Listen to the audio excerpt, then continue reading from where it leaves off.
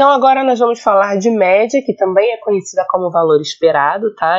Ou esperança, esse nome é até mais usado do que a média, tá? Mas ele tem mais ou menos o mesmo conceito da média. Mas nós vamos falar de valor esperado e de variância de uma variável aleatória discreta. Então vamos pensar primeiro como é que funcionava lá no capítulo 1 para dados amostrais, né?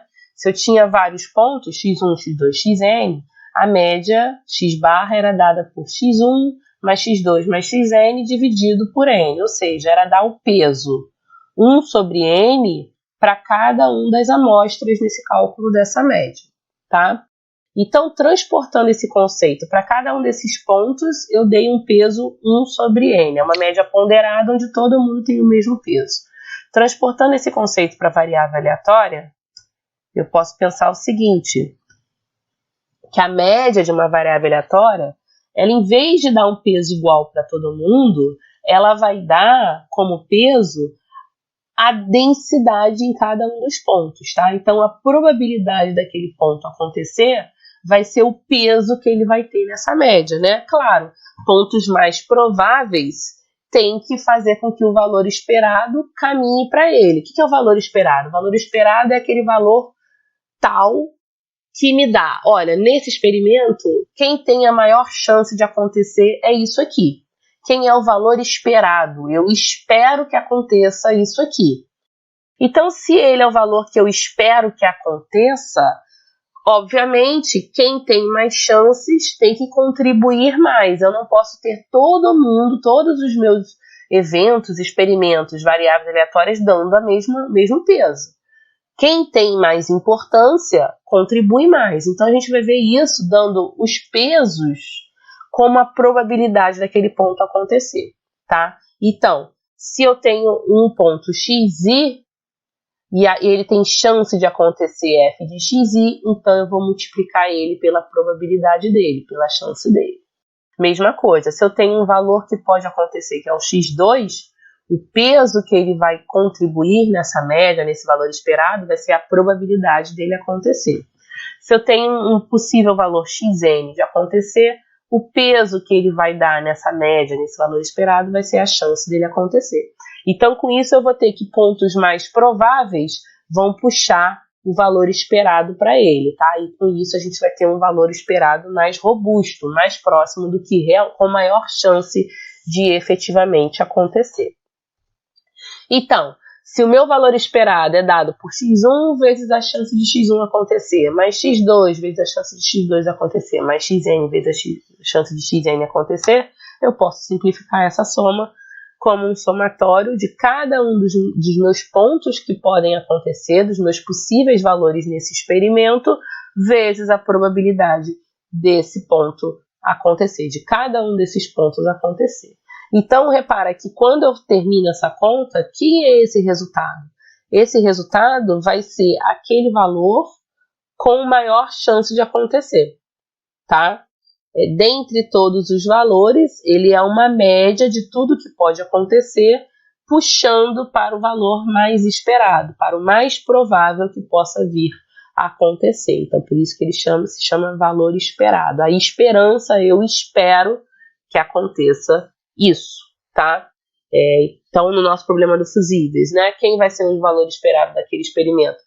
Vai ser o mais provável. Vai ser mais provável que você fique 5 vezes, só ache defeituoso na quinta tentativa, que você fique 5 vezes lá testando, tá?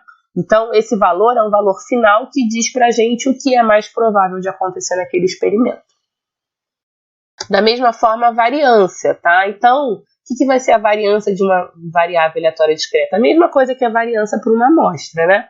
Eu tenho o valor o valor esperado, que é o valor mais provável, que é a nossa média, mas eu tenho que ter uma gordura ali em torno dele, um intervalo para baixo ou para cima, né?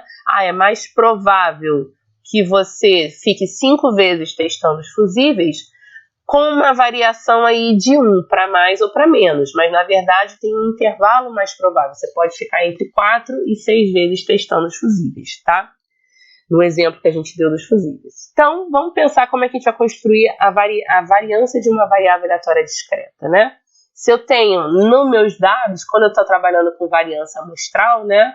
a variância era somar todo mundo xi menos x barra ao quadrado, soma todo mundo e divide por n menos 1. Ou seja, eu estou dando peso n menos 1 para todo mundo, tá? Para cada desvio ao quadrado, xi menos x barra ao quadrado, eu dou o peso n menos 1 no cálculo, tá? Então, é como se fosse também uma soma ponderada, onde todo mundo tem o mesmo peso. Então, aqui agora eu vou mudar. Igual a gente fez na média, o nosso peso foi a probabilidade daquilo acontecer. Então, aqui também, o nosso desvio, né? Para cada um dos desvios, eu vou dar como peso a probabilidade daquele ponto acontecer. Então, a variância de uma variável aleatória x vai ser uma medida de dispersão, onde os pesos dos desvios quadráticos são dados pela função densidade, são dados pela probabilidade. Ou seja, eu vou pegar cada um dos pontos e subtrair do valor esperado, que eu calculei antes, e o peso vai ser a probabilidade desse ponto acontecer, tá? Então, para o ponto x1, eu dou peso f de x1, que é a probabilidade dele. Para o ponto x2, eu dou o peso dele, a probabilidade dele acontecer. Para o ponto xn, o peso dele é a probabilidade dele acontecer. Então,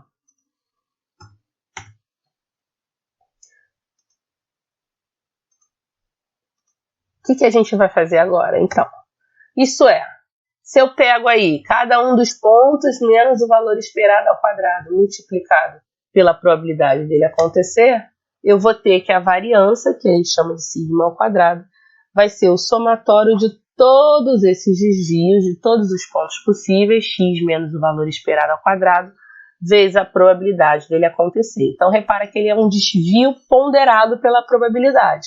Quem tem maior probabilidade vai ter mais influência nessa variância, tá? Quem tem menor probabilidade não vai ter tanta importância. Só que, lembrando, a variância está na unidade ao quadrado, porque eu elevei ao quadrado. Então, eu tenho sempre que tirar a raiz disso e encontrar o desvio padrão. Então, o desvio padrão de uma variável aleatória é simplesmente tirar a raiz da variância. Vamos fazer um exemplo. Então, tem um investimento bancário, tá? R é a minha variável aleatória retorno, e esse investimento pode ter um retorno de menos 5%, ou seja, quando eu coloco um dinheiro lá, um ano depois eu posso ter um prejuízo de 5%, posso não ganhar, não perder, posso ganhar 5% de rendimento, posso ganhar 10% de investimento, de rendimento, ou 15% de investimento, de rendimento, tá? Isso com as chances. Você pode perder com probabilidade 0,4, você pode não ganhar nem perder com probabilidade 0,15, ou seja, 15% de chance de você não ganhar nem perder. Você pode ganhar 5% de rendimento com 25% de chance, 0,25. Você pode ganhar 10% de rendimento com 0,15% de chance. E você pode ganhar 15%, que seria o máximo, né? Seria o melhor possível, com 5% de chance. Tá certo?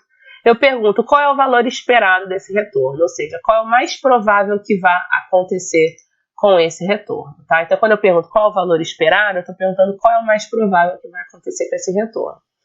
Então, o que é o valor esperado, né? É uma média ponderada pela probabilidade. Quem tem maior probabilidade, por exemplo, menos 5, vai ter maior importância, porque eu tenho mais chance de perder do que de ganhar 15% de retorno, né? Então, é uma média ponderada entre o que vai acontecer e a chance disso acontecer. Então, vai ser menos 5, que é o que pode acontecer, vezes 0,4, que é a chance disso acontecer, 0, que é o que pode acontecer, vezes 0,15, que é a chance disso acontecer, e por aí vai. Então, vou ter menos 5 vezes 0,4, ou seja, eu posso perder 5% com chance 0,4. Eu posso não ganhar, não perder com chance 0,15. Eu posso ganhar 5% com chance 0,25. Eu posso ganhar 10% com chance 0,15. Eu posso ganhar 15% com chance 0,05. Então, somando, fazendo essa soma ponderada, eu tenho que o meu valor esperado é de 1,5%, ou seja, o mais provável é que no final, sei lá, do período de tempo, de um ano, você tenha ganhado 1,5%, tá? Então, porque ao longo dos meses você vai ganhando, perdendo com essa probabilidade, então o mais provável é que no final do ano você tenha ganhado 1,5% do seu rendimento. Alguns meses você ganha mais, outros meses você perde, tem mês que você não ganha nem perde, e no final do ano você tem um rendimento aí de 1,5% em cima do que você investiu. Isso é um fundo de renda fixa, né? Ele rende mais ou menos isso, né? 1,5%, tá? Então, o valor esperado é o mais provável de acontecer, que vai ser isso. Então, tá lá vendendo que você pode ganhar 15%, mas o mais provável, ele esconde que você pode perder 5%, mas o mais provável é que você vai ganhar 1,5%. Mas e qual é a variância, né? 1,5, beleza, mas exatamente 1,5? Não, tem um intervalo aí que pode acontecer em torno desse 1,5. Então, por isso que é importante calcular a variância. Como é que eu vou calcular a variância? Calculando o desvio de cada uma dessas possibilidades, menos o valor esperado. Então, vou pegar o menos 5% menos 1,5%, que era o meu valor esperado, eleva ao quadrado e multiplica pela chance disso acontecer. Mesma coisa, vou fazendo desvio para cada uma das possibilidades. 0 menos 1,5%, que era o meu valor esperado, eleva ao quadrado, vezes a chance disso acontecer. 5, que é o que pode acontecer, menos 1,5, que é o valor esperado, ao quadrado, vezes 0,25, que é a chance disso acontecer. Por aí vai, vou fazer essa soma ponderada e no final vou ter 40,25% ao quadrado, porque tá tudo ao quadrado, meu retorno tá ao quadrado, tá? Então, 40,25 ao quadrado, o que não tá me dizendo nada. Eu tenho que ainda fazer a raiz. Quando eu faço a raiz de 40,25, nós chegamos em 6,34%. Ou seja, esse é o meu intervalo de maior possibilidade. Eu vou ter uma média de 1,5% com um intervalo de 6, vou arredondar para 6, de 6 para baixo e 6 para cima. Ou seja, 1,5 menos 6, você pode, desde perder 4,5% até ganhar 7,5%. Então, seu range está bem grande para esse fundo de investimento, porque eu realmente tenho possibilidades bem distintas, tá? Então, esse, na verdade, é um intervalo de possibilidade. Ele vai te vender que você ganha, em média, no final de um ano, 1,5%, mas, na verdade, esse 1,5% está escondendo que você pode, desde perder, tudo com uma probabilidade alta, tá? Desde perder 4,5% até ganhar 7%. 7,5%. Tá certo? Então, essa semana de aula termina aqui.